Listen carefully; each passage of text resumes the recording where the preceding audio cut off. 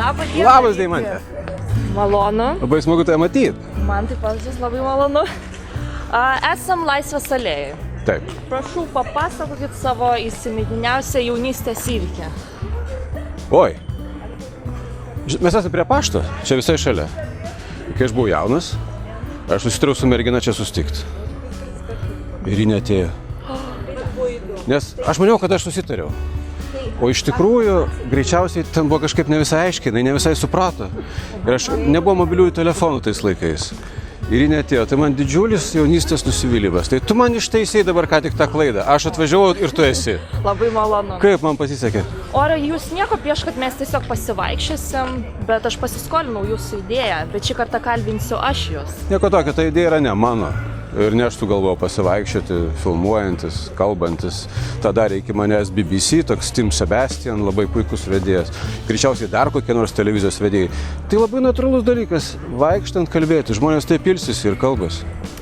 Gimėte ir augote Kaune. Ką jums Tiesa. reiškia Kaunas? Kaunas yra mano namai. Čia aš grįžtu pailsėti. Po visų kelionių, po visų gyvenimo įvykių, aš čia grįžtu kaip žvėris į irštvą. Įsilaižyti žaizdų. Bet jūs turėjote galimybę studijų metais persikelti į sostinę. Kodėl to nepadarėte? Visi studentai nori, bėga į sostinę galbūt, o jūs turėjote puikią galimybę. Tu žinok, manęs mama neleido. Neleido mama, aš mamos klausydavau tais laikais. Ir todėl aš likau Kaune. O šiaip aš tą galimybę turėjau, turiu ir dar turėsiu. Ir šito niekas nežino. Gyvenime labai daug atsitiktinumų. Tu gali šiandien prisiekti, kad tu niekada kojos nekelsi ir jau rytoj išvažiuoji. Griežtą mamą turės. Žinoma. O koks yra Rytis Zemkauskas? Tai reikia klausti mano mamos, reikia klausti mano dukrų, reikia klausti mano artimųjų, tai draugų mano, jie žino, koks aš esu, aš nežinau, koks aš esu. Man aš nelabai įdomus, man įdomus kiti. O dabar prisiminkim jūsų jaunystę. Dienos prabėgo čia. Tu žinai, kad už mane aukštesnė? Taip. Man labai faina. Man patinka, kai moteris aukštesnė. Gerai, sugrįžkim prie temos. Pakalbėkim apie jaunystę. Daug laiko praleisdavot Kaune, kai būdavot jaunas? Iš tikrųjų ne. Mano tėvai išsiskyrė ir mane laikydavo pas močiutę kaime. Ir aš labai daug laiko praleidau kaime, prie Nevėžio, už Kėdainių. Ir ten skaitydavau ant aukšto smetonišką spaudą ir neskaitydavau komunistinės spaudos, nes buvo labai klaiki. Tai tais laikais, kai augau, aš geriau žinojau, kas darėsi Pirmosios Respublikos laikais Kaune, negu kas darėsi Kaune prieš 9 laikais, kai aš augau. Tai ten daug laiko praleisdavau. Tai vasaros ten aš daug ką mokėjau daryti, netgi laukart mokėjau. O kaip jūsų manymu pakito Kaunas? Per tą visą laiką? Ar žmonės pasikeitė? Aplinka?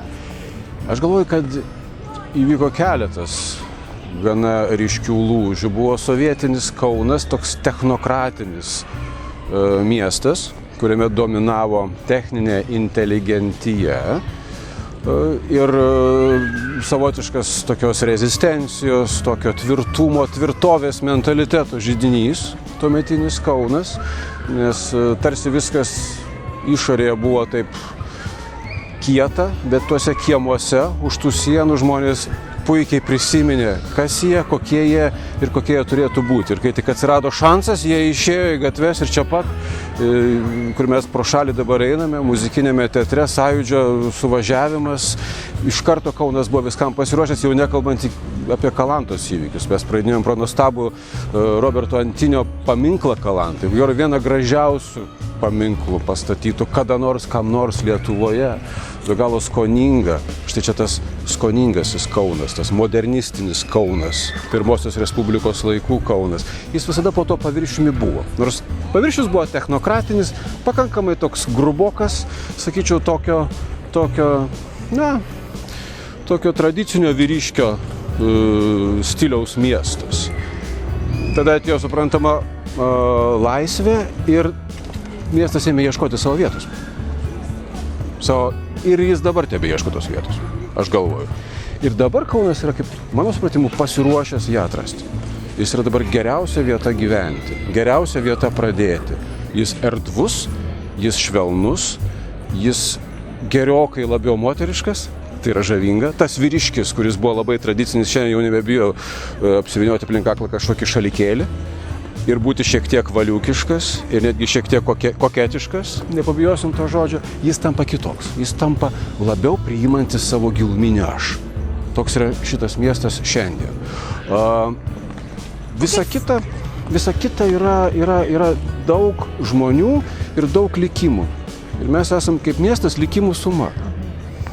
O kokias ryškiausias asmenybės išskirtumėt tuometinio labai tą laikotarpį? Man labiausiai patinka bepročiai. Aš manau, kad mūsų miestai, mūsų šalis turi išmokti toleruoti kuo daugiau bepročių ir kuo daugiau jų bus, tuo bus geriau mums visiems.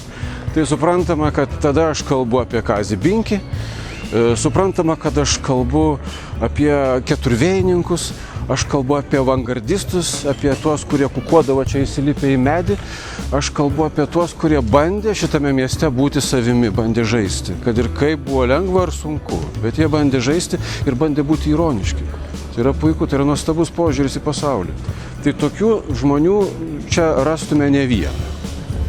Žinot, prisiminiau jūsų vieną mintį, grįžtant atgal ir jūs buvot minėjęs, kad norėjote mokėtės anglų kalbos tam, kad pabėgtumėte iš Lietuvos. Taip, kad pabėgčiau ne iš Lietuvos, o iš Sovietų Sąjungos. Aš norėjau bėgti iš komunistų šito marazmo ir jeigu nebūtų čia niekas pasikeitę, aš aišku būčiau nešęs muilą, nes nepykit, bet aš noriu gyventi laimingai pats.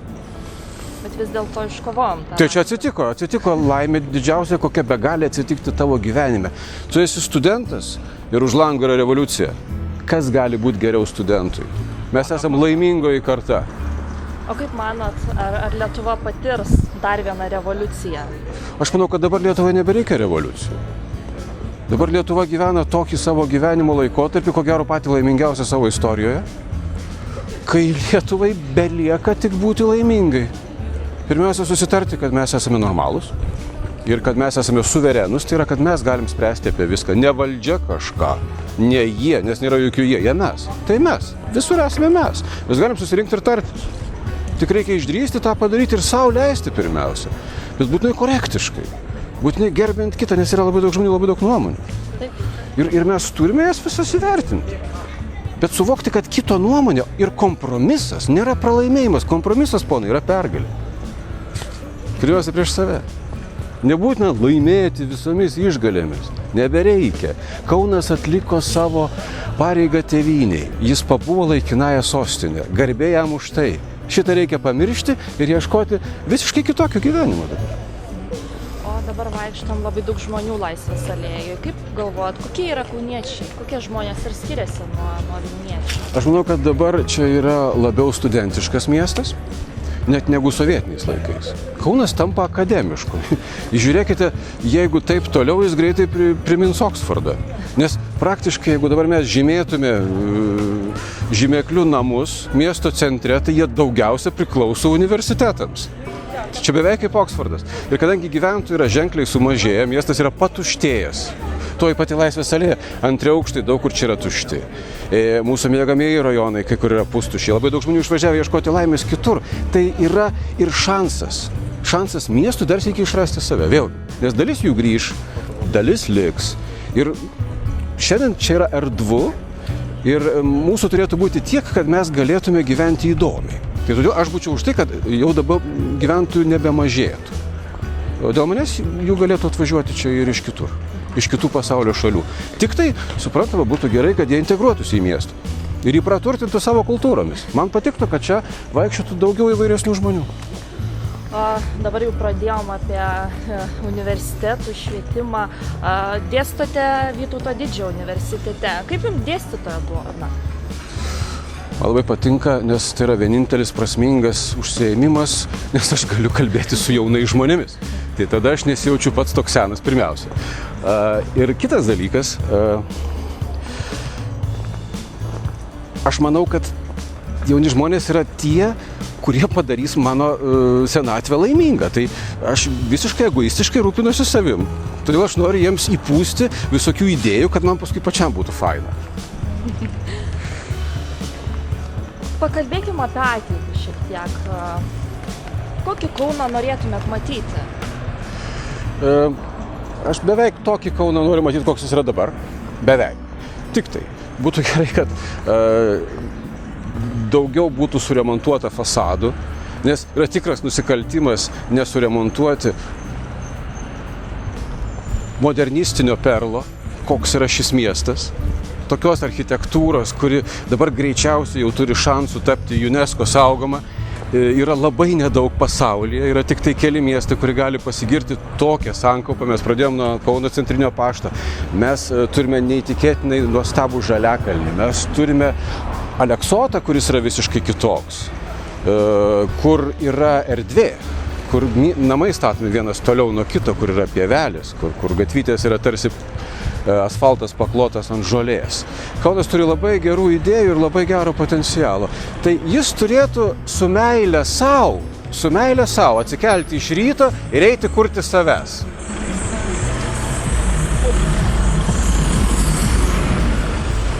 Dar vienas įdomus dalykas, mes dabar einame per šitą perėją, tai irgi Kaunas. Čia nėra griežto šviesoforo, atkreipkite dėmesį. Čia mes turim tartis žvilgsniu. Mes turim tartis kiekvieną akimirką. Vairuotojai sustoja, pėstieji eina, mes pasižiūrime vienas į kitą. Atkreipkite dėmesį, čia niekada nebūna avarijų. Šitoje vietoje taip. Vadinasi, laimė ir tvarka yra pasiekiama ne griežtais draudimais, ne paliepimais, o žiūrėjimu į kito akis. Ir bandymų tartis tarpusavį. Štai kaip pasiekiama laimė, mano nuomonė. Ir štai automobilių sankryžų su Laisvės alėja, jos yra labai geras simbolis. Ir Laisvės alėja automobiliai negali važiuoti. Ir nevažiuos. Nevažiuos. O žiūrėkit, dabar vaikščiam Laisvės alėją, ar ne? Dažnai jūs čia galima sutikti? Kartais galima. Aš kartais čia važinėju dviračiu ir mane čia žmonės mato ir aš matau žmonės, tiksliau, man būtų taip sakyti, nes man svarbiau pasižiūrėti į kitus. Aš kartais sėdžiu kavinėje, stebiu žmonės. Rašytojai tai įdomiausia. O kur dažniausia galima sutikti ryte? Ar tiesiog pravažiuojant dviračiu, ar kažkur sėdint? Ten, kur gera kava. Kur tokia kava kaip Italijoje. Kaune porą vietų yra, Vilniuje šiek tiek daugiau. Šiaip rytų Europoje nedaug kur gera kava. Sakykit ryte, už ką mylit Kauną? Aš jo nemyliu, aš jame būnu. Tas mylėjimas jis yra, niekada negalvoji tokiais žodžiais. Tu būni ten, kur tau gerai. Tavo miestas, tavo meilė, tai yra tavo žmonės, tai yra tavo brangios vietos, tai yra architektūrinis peizažas, kuris tau patinka. Štai kas sudaro tavo laimę. Ir tas Kaunas kartais gali įsiplėsti iki New Yorko. Žinai? Jeigu tau kur nors tampa jauku, labai gali būti, kad ten yra kažkas iš to paties tavo Kauno. Ir tu gali iš jo išvažiuoti ir niekada nebegrįžti, bet jis liks tavyje. Ir čia toks amžinas buvimas su savo praeitimi iš tikrųjų. Nes taip mes priprantame būti. O jeigu lygintume Kauną su kitų Europos šalių miestais, kuo Kaunas įsiskiria? Kaip jūs galvojate? Kaunas yra visada panašus į antruosius miestus ir taip ir turi būti. Vilnius yra panašus į kitas sostinės. Vilnius bus daugiau panašus į kitą sostinę negu į Kauną. Ir Kaunas bus panašesnis į Krokuvą, į Turku, nežinau, ką dar turiu paminėti, Göteborgą Švedijoje, į antruosius miestus. Ir tas mentalitetas, jisai ten, mes susikalbėtume puikiai su šitų miestų gyventojais. Išskirtinumas, aš nemanau, kad būtinas kažkoks ypatingas išskirtinumas. Būtų labai gerai, kad čia būtų kuo daugiau žmonių, kurie galėtų pasakyti, man čia žiauriai gerai gyventi. Ir viskas. O jau kiekvienas savo suranda, dėl ko jam žiauriai gerai čia gyventi. Ir dar būtų gerai, kad štai miestas pats, kaip žmonių visuma, kaip tik ir stengtųsi padėti, kad mums būtų geriau gyventi. O už ką jums čia žiauriai gerai gyventi? Ta mes einame Laisvės alėją, dabar saulė šviečia, dabar yra labai graži diena. Yra gera oro temperatūra, nei per karštą, nei per šaltą. Pilnas kavinės žmonių. Aš galiu eiti ir kalbėtis ir man šiuo metu nereikia nieko dirbti, visi manęs klausosi įdėmiai, galvoja, kad aš labai protingas. Kur tu rasi šaunesnę situaciją? Šalia esi tu ir atidžiai manęs klausaisi. Man malonu. O ar yra tokių dalykų, už ką nekenčiat Kauną? Yra. Yra keletas nebaigtų stovinčių siaubingų namų, kurie darko visą miestą. Tai yra tie 2 viešbučiai, kuriuos reikėtų tuoj pat kažkaip išspręsti. Kad ir kas būtų jų savininkas, aš labai prašyčiau, būkit geri, parduokit, pastatykit, sutvarkykit, nugriaukit, darykit, ką norite. Visiškai nesvarbu, kiek jūs iš to uždirbsite, tik sutvarkykit, kad to nebūtų. Jūs labai gadinat žmonėms gyvenimą, nes tai blogas feng shui. O feng shui yra tikras dalykas. Tai yra mūsų gyvenamoje aplinka. Šitos reikia pašalinti. Reikia nuplauti kai kurios fasadus. Aš nežinau, ar juos galima kažkaip nuplauti, bet bent jau pabandyti, bent jau paieškoti, kaip tai daroma. Juk turi būti kažkokia technika. Kad būtų švariau, tvarkingiau, gražiau. Ir viskas. Žodžiu, pasistengti. Kartais neturi net pavykti mums. Bet būtų labai gražu, kad jaustųsi, kad mes stengiamės. Ir tada jau viskas bus gerai. Jeigu šiandien būtų paskutinė jūsų gyvenimo diena, ko gailėtumėtės nepadaręs? Ar yra tokių dalykų, ko gailisi Rytis Zemkauskas? Aš gyvenau taip įdomiai ir intensyviai, kad jeigu šiandien būtų paskutinė diena, aš sakyčiau, ačiū tau Dieve ir aš neturiu tau jokių klausimų. Ir jokių pretenzijų niekam. Visi mano pasirinkimai buvo mano pasirinkimai. Ir visos pasiekmės mano pasirinkimų, jos yra mano pasiekmės. Ir tik aš pats dėl visko kaltas, kas buvo blogai. Ir priešingai, dėl to, kas buvo gerai, aš beveik neatsakau už tai. Man tai buvo duota kaip dovana. O gyvenime jūs dažnai laužote standartus? Dažnai. Dažnai. Ir norėčiau... Nes aš nelabai žinau, kas yra standartas. Matai, niekur nėra parašyta, kaip reikia gyventi. Niekur nėra parašyta, kaip turi būti. Na, tam tikri žmonės laikosi tam tikrų stereotipų. Tam tikri žmonės, tam tikrų. Taip. Aš irgi esu tam tikras žmogus, kuris laikosi tam tikrų standartų. Ir todėl šis klausimas tampa beveik beprasmis. Nes mes beveik visada laužome standartus. Visi. Nes nėra tokios vienos liniuotės, su kuria būtų galima mūsų visus pamatuoti. Esam prie... Mes laisvi, tą mes turim nepamiršti. Mes esam laisvi. O va čia pasimatymą aš neskyriau. Niekada? Niekada. Kodėl? Visi susitinka prie fontano. Nežinau kodėl. Čia labai patogi vieta. Nežinau kodėl, bet neskyriau. Čia mane mažą kažkada fotografavo. Čia būdavo fotografai, kai aš buvau vaikas. Ir aš atsimenu, kad mane fotografavo. Ko palinkėtumėt kauniečiams ir Kaunui? Jausti savo miesto šeimininkais. Tai labai geras jausmas ir jis yra visai šalia. Tai reikia tik nuspręsti taip jaustis. Bet žinant, kad aš esu savo miesto šeimininkas, taip pat reikia suvokti, kad šalia manęs kitas irgi yra to miesto šeimininkas. Ir kitas dalykas, aš turiu žinoti, kad mano svetainė prasideda nuo televizoriaus, fotelio, kompiuterio ir šviestuvo, o baigėsi ties durimis mano įstaigos. Ir iki ten yra mano svetainė. Vadinasi, tvarkyti reikia nuo ten iki ten. Visą tą atstumą. Nesvarbu, kur jūsų įstaiga, kur jūs dirbate, ar jūsų, kur tai būtų. Čia yra viskas mano teritorija. Ir pakelti šiukšlę yra nesunku. Ir tą reikia daryti. Ir padėkoti tam, kuris pakėlė. Nes jis padarė didžiulį darbą. Žodžiu, mes turime pasistengti gyventi taip, tarsi šitas miestas visas priklausytų mums. Nes tai yra tiesa. Jis niekam kitam ir nepriklauso. Čia mūsų. Kaunas yra mūsų. Niekada to Kaunas yra visų lietuvių. Net ne tik kauniečių.